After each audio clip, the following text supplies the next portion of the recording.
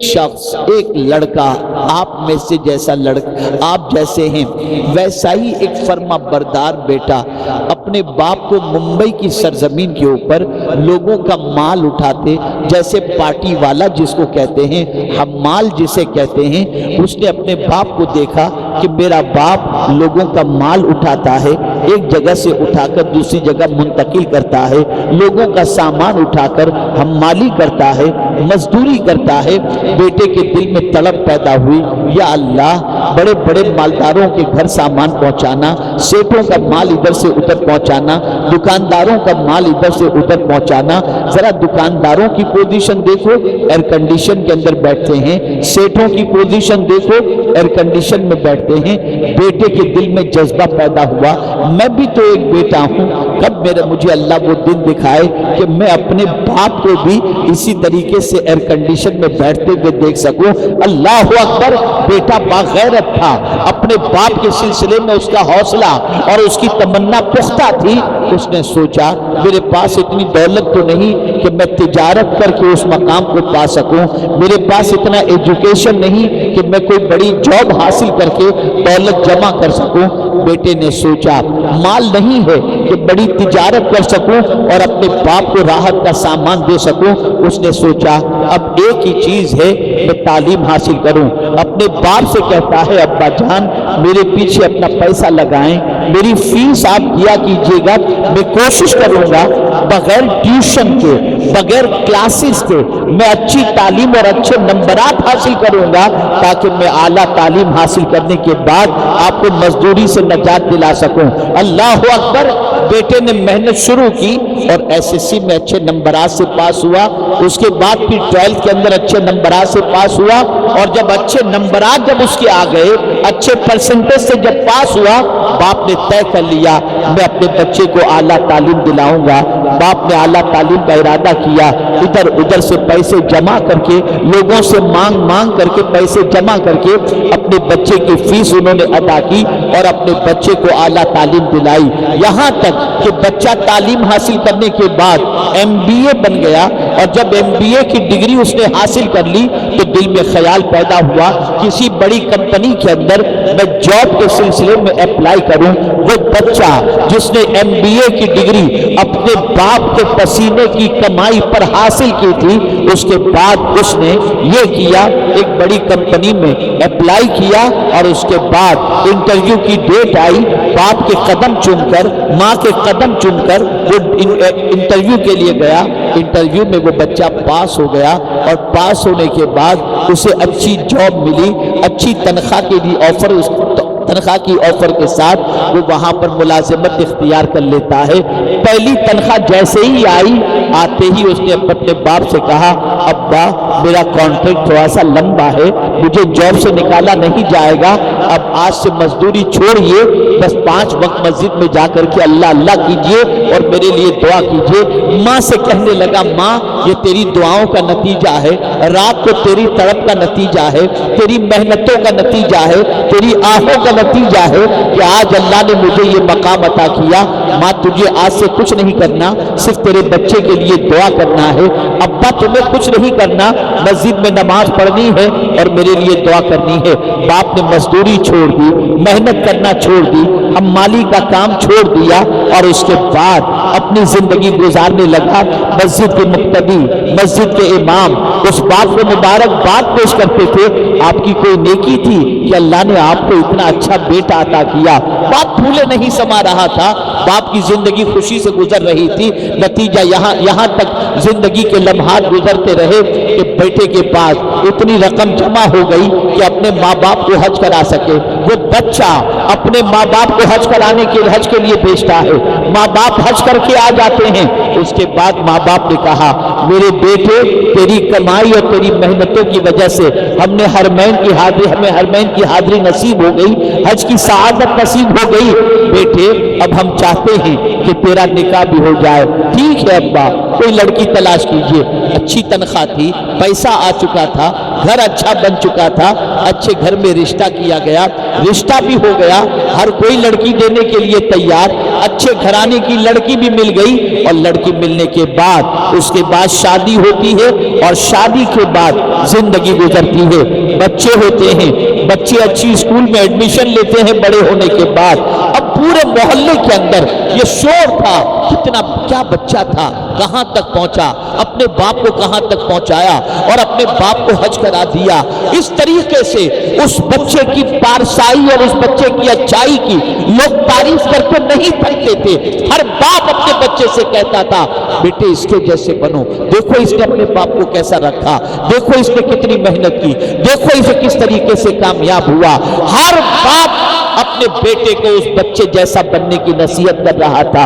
जानते हैं आप, जब बच्चे बड़े होने लगे, महंगाई बढ़ती गई, तनख्वाह मुख्तसर महसूस होने लगी, तो उस शख्स ने सोचा मेरे पास तजर्बा है, मैं दूसरी कंपनी में अप्लाई करूं, तो जब मैं दूसरी कंपनी में अप्लाई करूंगा तो नतीजतन मुझे एक्सपीरियंस की बुनियाद पर ज्यादा पैकेज मिलेगा, ज्यादा सैलरी मिलेगी।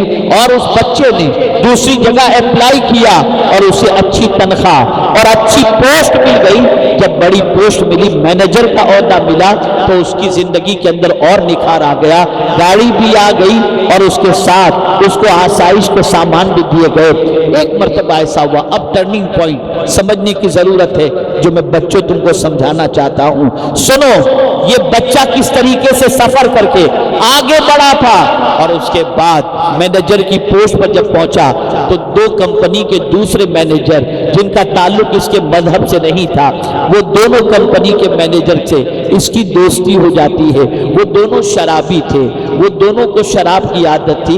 दोनों दोस्तों ने अपने इस दोस्त से कहा, मैनेजर से, कि चलो आज रात को होटल में कहीं खाना खाएंगे।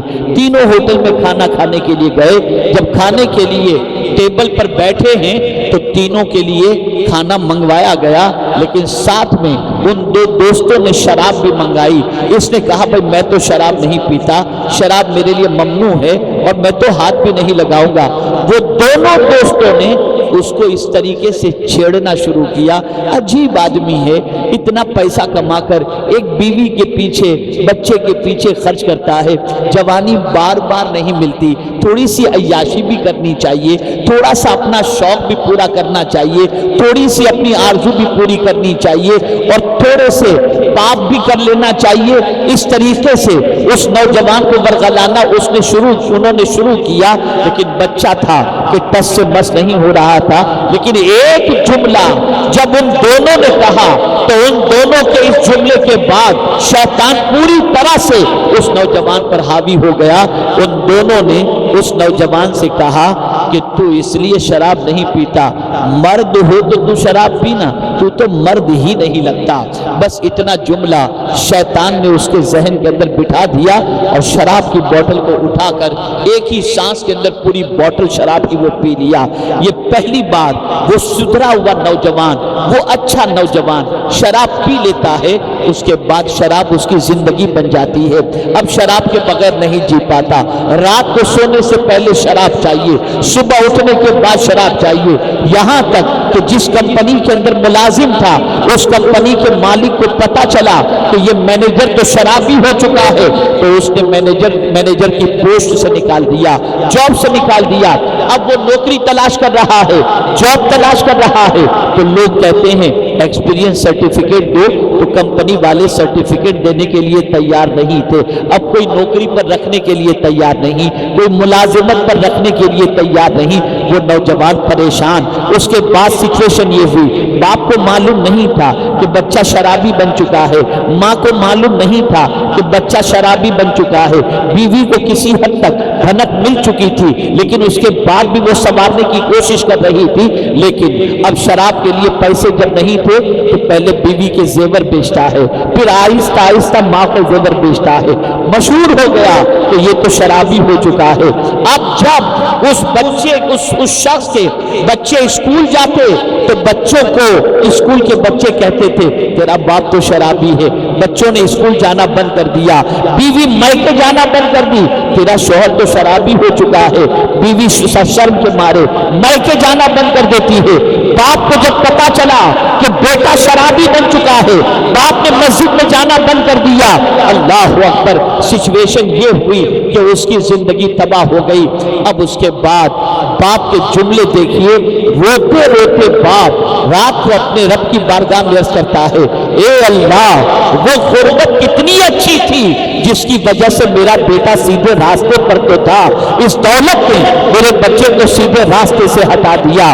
اللہ اکبر، آپ ذرا سوچو، وہ بچہ جس کی پاکیزگی کی قسم کھائی جاتی لیکن غلط صحبت کی بنیاد پر، غلط سنگت کی بنیاد پر، غلط راستے کی بنیاد پر، غلط لوگوں سے دوستی کرنے کی بنیاد پر جوانی برباد ہو گئی۔ یہاں تک کہ ایک مرتبہ ایسا ہوا کہ رات کو شراب پی کر وہ آیا اور گلی کے اندر گٹر کے پاس گر گیا۔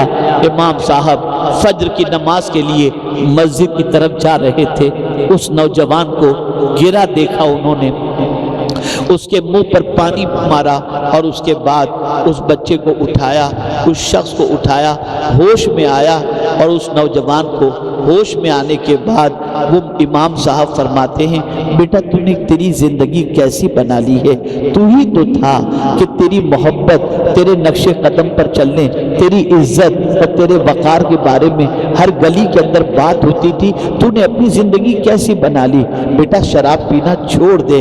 نوجوان کہتا ہے، میں چھوڑنا تو چاہتا ہوں امام صاحب لیکن چھٹتی نہیں، کوئی نسخہ ہو تو بتاؤ، کوئی تعویذ ہو تو بتاؤ، کوئی عمل ہو تو بتاؤ۔ امام صاحب نے فرمایا، ہاں ایک نسخہ میرے پاس ہے جو میں تجھے دیتا ہوں، اگر اس نسخے پر تو عمل کرے نا تو تیری شراب کی عادت چھٹ جائے گی۔ اس لیے کہ میرے سامنے حضور کی سیرت موجود ہے، جو لوگ پانی کی طرح شراب پیتے تھے، جن کی گٹھیوں کے اندر شراب موجود تھی، کوئی لمحہ شراب کے بغیر نہیں جاتا تھا، ایسے لوگوں کو بھی جب اللہ اور اس کے رسول کی طرف سے حکم آ گیا کہ اللہ نے شراب حرام فرما دی ہے تو انہوں نے شراب چھوڑ دی، لیکن شراب چھوڑنے سے پہلے ان کے سینے میں مصطفیٰ پیارے کی محبت موجود تھی۔ اے نوجوان، تو بھی اپنے نبی سے سچی محبت کر لے، شراب کا نشہ اتر جائے گا، عادت چھوٹ جائے گی۔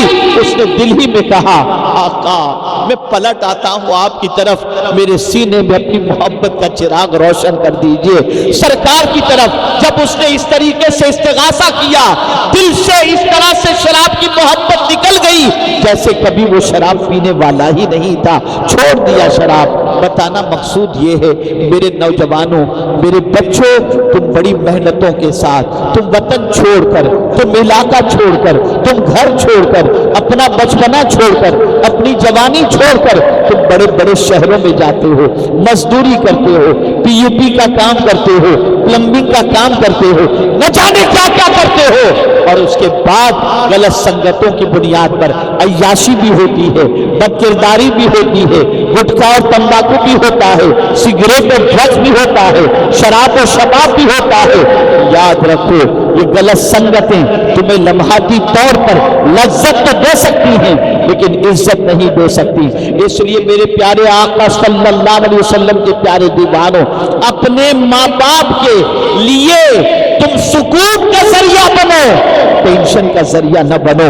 ماں باپ فخر کریں، ماں باپ پراؤڈ کریں، ماں باپ مثال پیش کریں، یہ نہیں کہ ماں باپ منہ چھپا کر کے گھومتے رہیں۔ ذرا اپنی جوانی دیکھو، یہاں اتنے جوان بیٹھے ہوئے ہیں، ذرا اپنی جوانی کے بارے میں غور کرو، اپنی جوانی کے بارے میں سوچو، کیا کر رہے ہو تم، کون سے راستے پر چل رہے ہو؟ کیا کبھی تمہارا قدم مسجد کی طرف اٹھا ہے؟ کیا تمہارے اندر یہ تڑپ پیدا ہوئی کہ میں جا کر وضو کر کے اللہ کی بارگاہ میں نماز ادا کروں؟ نہیں، یہ جذبہ پیدا نہیں ہوتا۔ کیا جذبہ ہے؟ گانے دیکھنے ہیں، پکچر دیکھنی ہے، برائیاں کرنی ہے، گالی گلوچ کرنا ہے، ایک دوسرے کو مارنا ہے اور آوارگی کرنی ہے۔ یہ ساری چیزیں ہیں۔ آپ جب اس طریقے کی زندگی اپنی گزاریں گے نا تو اپنی زندگی خود آپ پر بوجھ بن جائے گی، لیکن نماز پڑھیں گے، تلاوت کریں گے، گناہوں سے بچیں گے، درود شریف پڑھیں گے تو آپ کی طبیعت کو راحت ہوگی۔ اے رسول اعظم کے دیوانوں، گناہ کر کے انسان کو سکون نہیں ملا کرتا، گناہ کر کے انسان کو اطمینان نہیں ملا کرتا، گناہ کر کے انسان کو چین نہیں ملا کرتا۔ گناہ تو انسان کو کانٹے کی طرح چبھتا ہے اور بے قرار کر دیتا ہے۔ نیکی انسان کو سکون عطا کرتی ہے، نیکی انسان کی زندگی میں انقلاب پیدا کرتی ہے۔ جب ہم نماز کی حالت میں اللہ کی بارگاہ میں دعا کرتے ہیں ہم کو سیدھے راستے پر چلا، تو عزم کرو آج سے ہیرو کے راستے پر نہیں، مدینے کے تاجدار کے راستے پر چلیں گے۔ آج سے برائیوں کے راستے پر نہیں، صدیقین کے راستے پر چلیں گے۔ آج سے آوارگی کے راستے پر نہیں، شہداء کے راستے پر چلیں گے۔ آج سے کسی بیکار انسان کے راستے پر نہیں، اولیاء کرام کے راستے پر چلیں گے۔ اسی لیے میرے امام نے کہا تیرے غلاموں کا نقش قدم ہے راہ خدا، وہ کیا بہک سکے جو یہ سراغ لے کے چلے۔